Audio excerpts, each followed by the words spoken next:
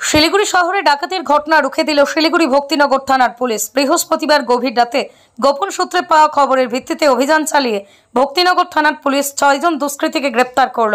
ধৃতদের হেফাজত থেকে উদ্ধার হয়েছে ডাকাতির উদ্দেশ্যে নিয়ে আসা নানান সরঞ্জাম।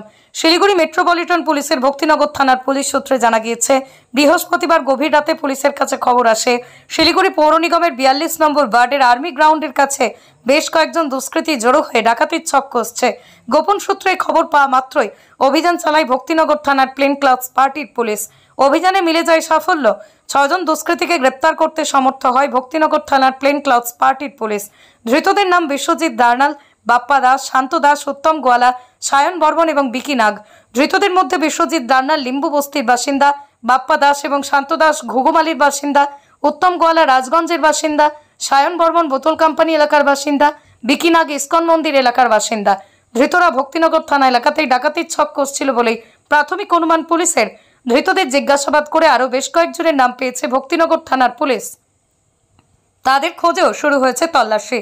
ধৃত 6 জনকে শনিবার জলপাইগুড়ি আদালতে পাঠায় ভক্তিনগর থানার পুলিশ।